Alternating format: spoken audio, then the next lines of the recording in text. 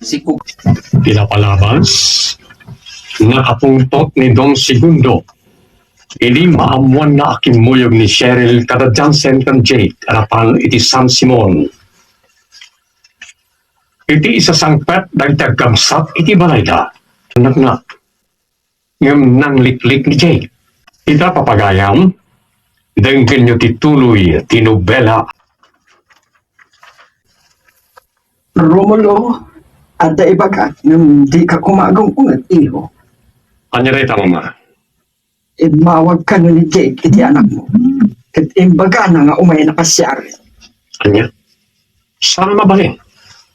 Yang ipalubos nga damang singay kipanagadal ti anak ko. Anya nga rin ti aramitan. Umay na dyan, Jake. Lakayon to ti sumangkay ko na mga. Ibagayo. Adi tayo pa kaya tumakinubyo ti anak ko. Basta iti plano nga ibaga na umay. Ang say-sayat siya. Ngayon siya kang mismo at yung magsarita ka ko na. May mayat pa. Tapno maibagam daan nyaman, akayat mo nga ibagakin ko.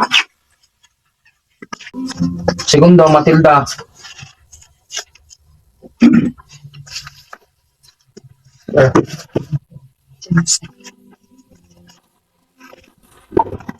Segundo, Matilda Johnson.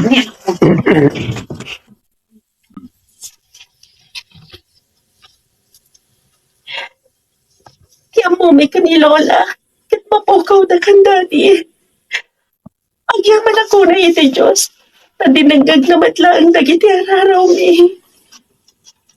Anya ti among abasun mo, anang kaiho. Awan na mo kabasal ko, mama. Isa at saka mo. No, apaya pinanggapdak ako. Saan nga taada pa? Madisan. Nata, ay di ka na. No, apaya pinanggapdak. Saan nga ta? Ngata pa kay naigan, ti panangibal.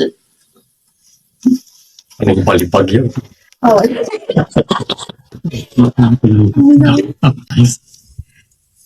Saan nga ta?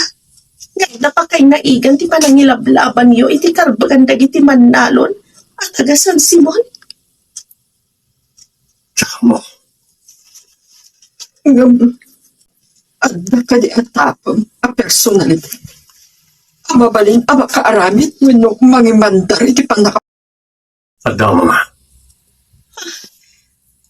Sino, Daddy? Mabalin ka di amaamuan no asino ti atapin niyo. Ni Don Segundo. Atapit niya iso ti utek kiti pa. Ano iti atapang iho? Ano ti rason? Kapag niya iso ti atapin niyo, mastermind, Daddy. Kaputay sulaing ti amok amang gurgura kanya. At nagsubangan mi iti kalabas. Nga iso, tinang ipangtana kanya kiti. Iso nga tangang paiso ti mastermind. Oray no iso ti atapin ni Daddy Nola.